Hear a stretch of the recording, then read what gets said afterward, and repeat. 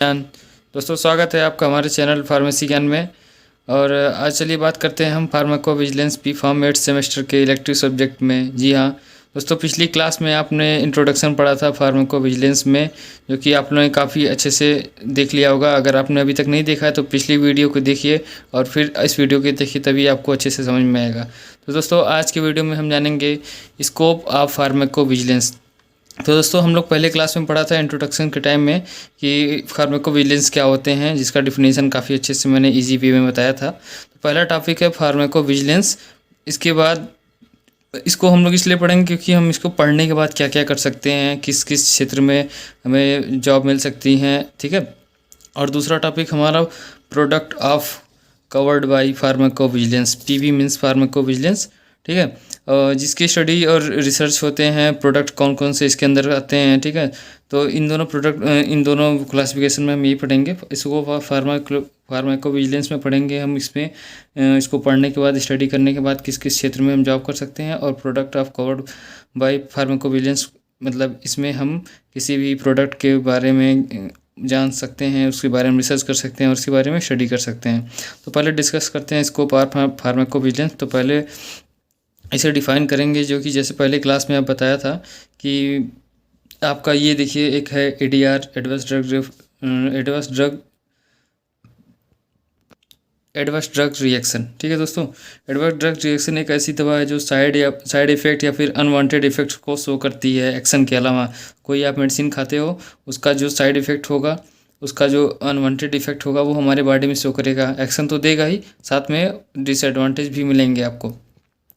तो ये है हमारा adverse drug reaction.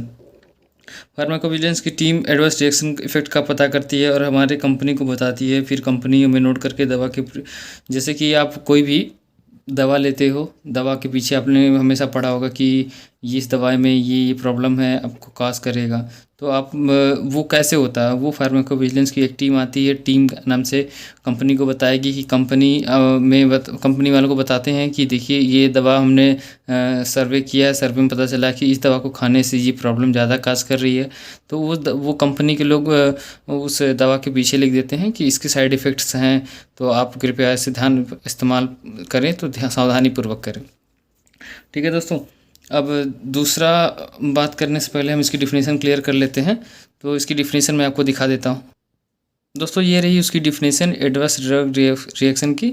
The pharmacovigilance team always study on the mass population in post market surveillance, and they studies the effect of different age group on the different sex on different physiological condition, and by the studies of this the pharmacovigilance team determine the ADR of any drug or medicine।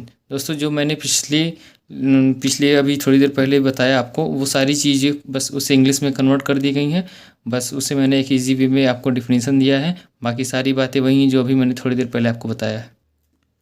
तो दोस्तों, next बात करते हैं हम interaction of medicine. दोस्तों, अगर आप कभी ध्यान दिए होंगे कि आपको कभी सर्दी जुकाम बुखार खांसी कुछ होता है, तो आप डॉक्टर के पास जाते हो तो डॉक्टर आपको 3-4 दवाइयाँ देता है। तो आप 3-4 दवाई खाते हो तो कभी पूछते नहीं कि एक साथ इतनी सारी दवाइयाँ क्यों देते हैं। क्यों? क्योंकि वो दवाइयों का इंट्रैक्शन होता है। कभी कभी दवाइयाँ इसलिए होती हैं कि अगर कोई दवाई खा रहे हो तो उसका काज जो होता है उसे प्रिवेंट करेगा। जैसे कोई आप दवाई खाते हो तो उससे गैस कॉज करे, गैस्ट्रिक कॉन्स्टिपेशन ऐसा कुछ होता है, तो उसके लिए पहले से आपको दूसरी दवाई दी जाती है ताकि दवाइयाँ एक दूसरे इंट्रैक्ट ना हो और कोई भी हमें हार्मफुल इफ़ेक्ट ना शो करें। मैक्सिमम आप लोग दवाइयाँ खाते होंगे तो आप दवाओं का इंट्रैक्शन एक साथ देखते होंगे कि 2 दवा खा ली और उसका इंट्रैक्शन आपस में कुछ नुकसान कर रहा है, कुछ ख़राब करेगा, ठीक है। तो दवा हमारी किसी एक दूसरे ड्रग के साथ इंटरेक्ट करके एडवर्स ड्रग रिएक्शन शो करती है, एडीआर, और ड्रग के इफ़ेक्ट को कम करेगा, ड्रग के दुष्प्रभाव को बढ़ा रहा है। इसे इंट्रैक्शन ऑफ मेडिसिन भी कहते हैं। ये फार्माकोविजिलेंस का भी एक स्कोप भी बोल सकते हैं। कोई दवा जब लॉन्च करते हैं तो किसी दवा के साथ इंट्रैक्शन है, कौन सी दवाई अवॉइड करना है, कौन सा दवा मतलब इसके साथ कौन सा फूड अवॉइड करना है, और किस दवा को खाने के बाद कौन सी दवा नहीं खानी चाहिए, ये सारा डाटा ड्रग कंपनी को देना होता है। ये फार्माकोविजिलेंस की जो टीम होती है वो ये सारा डाटा कलेक्ट करके सर्वे के थ्रू ये सारा डाटा मेडिकल कंपनी जो रहती है, जो दवा बनाती है, वो टीम फार्माकोविजिलेंस जो टीम रहती है वो देती है कंपनी को। नेक्स्ट है दोस्तों मेरा अपना मेडिकेशन एरर दोस्तों ये क्या होता है, एग्जांपल के थ्रू अब मैं आपको समझाता हूँ। जैसे कोई पेशेंट को मेडिसिन दे रहे हैं, जैसे मानो कि उसे टीबी है, अब उसे 6 महीने की मेडिकेशन डॉट्स देनी है, ठीक है। 6 महीने की दवा की अगर उसे कोई सैंपल चलानी है, सॉरी 6 महीने की दवाई की उसकी वो है कोर्स है, तो वो 3 महीने खाता है, ठीक है। अब 3 महीने खा के उसको लगा कि मैंने कंट्रोल कर लिया, मतलब दवा खाने के बाद उसको लगा कि सब सही हो गया, तो वो दवा खाना छोड़ देता है। अब बीमारी फिर से रिवर्स कर गई, अब दवा दोबारा खिलाने के बाद भी दवाई काम नहीं करेगी, या किसी ड्रग का डोज अपने गलत दे दिया, आपको 50 mg देना था तो आपने 500 mg दे दिया। इन सब को मेडिकेशन एरर कहते हैं। किसी भी प्रकार से मेडिसिन देने में या कमी हो या फिर त्रुटि हो रही हो, उसे मेडिकेशन एरर कहेंगे, और उस कंडीशन में दवा हमारे बॉडी में असर नहीं करेगा। मेडिकेशन एरर कैसे कैसे होता है, किसी कारण से किसी भी कारणों से हो सकता है। किन बातों पर ध्यान रखना है, ये सभी फार्माकोविजिलेंस की टीम गाइड करेगा। मतलब मेडिकेशन एरर किसी भी जिस कारण से हो रहा है, जैसे कि अगर आपने किसी डॉक्टर, जोला छाप डॉक्टर के पास जाते हो, आपने बोला कि हमें ये सर्दी बुखार जुकाम है, तो उसे कुछ पता नहीं है कि 50 mg की दवाई देनी है कि 500 mg की दवाई देनी है, बच्चा छोटा है, मेल है, फीमेल है, ये सब कुछ देखे बिना वो दवा दे देता है, इसे बोलते हैं मेडिकेशन एरर। ये मेरे ख्याल से बेस्ट एग्जांपल होगा, आप आसपास भी कभी देखे होंगे अपने लोकल एरिया में, तो ऐसा कुछ आप लोग अपने खुद से भी जान सकते हैं, देख सकते हो।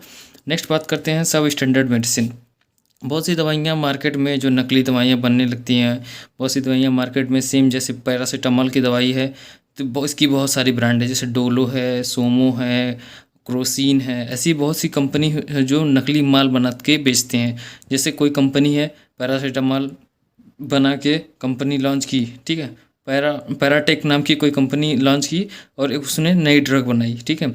अब उसमें एक्सिपिएंट सही नहीं है, प्योरिटी अच्छी नहीं है, ट्रांसपेरेंसी अच्छी नहीं है, क्वालिटी अच्छी नहीं है, तो ड्रग हमारे बॉडी में प्रॉपर रिस्पॉन्स नहीं करेगा। तो ऐसी दवाइयों को सब स्टैंडर्ड मेडिसिन कहेंगे, जो इसका पूरा डाटा फार्माकोविजिलेंस की टीम कंपनी को देती है, ठीक है। नेक्स्ट बात करेंगे abuse and misuse of medicine. इसमें क्या होता है दोस्तों, एक दवा आती है कोडीन, आपने नाम सुना होगा, बहुत ही फेमस है, अब फिलहाल तो बैन चल रही है शायद। अब कोडीन फास्फेट में मॉर्फिन में का ओपियम कंपाउंड होता है। आपको पता होगा कि ओपियम जो वो नशा करता है, वो एनाल्जेसिक भी होता है, ठीक है। कफ सिरप में ये मिलता है, ठीक है, कफ सिरप के थ्रू। तो कभी कभी आप उसे ओवर यूज़ करेंगे तो नशा करेगा आप में, मतलब जैसे आपको लगेगा कि मैं नशे में हूँ, थोड़ा ऐसा फील होता है। तो सिर्फ खांसी के लिए नहीं, न कि नशे के लिए यूज़ कर रहे हैं लोग, तो इसलिए इसको बंद कर दी गई। इस ड्रग का इस्तेमाल अगर गलत रूप से करेंगे तो हमारे बॉडी पे दुष्प्रभाव पड़ेगा। अब कोई भी चीज़ है, किसी भी चीज़ को अब अगर आप हद से ज़्यादा इस्तेमाल करोगे तो एक तरह से वो हमारे लिए हार्मफुल शो करेगा। तो मेडिसिन का मिस यूज़ करेंगे तो, या फिर एब्यूज़ हो ना हो, मेडिसिन को कितने लेवल तक लाना है, कब तक देना है, क्या क्या उसका डाटा है, पूरा डाटा कलेक्ट करके फार्माकोविजिलेंस की जो टीम होती है वो प्रोवाइड करती है। ये सारा डाटा फार्माकोविजिलेंस वाले ही प्रोवाइड कराते हैं। तो देखिए फार्माकोविजिलेंस पढ़ने के आपके क्या क्या फ़ायदे हो रहे हैं। आप इसमें भी आपका इंट्रैक्शन कर रहा है तो इसकी रिपोर्ट लाती है फार्माकोविजिलेंस की टीम। मेडिकेशन एरर की भी पूरा ही डाटा कलेक्ट करती है, सब स्टैंडर्ड का भी और एब्यूज़ का भी।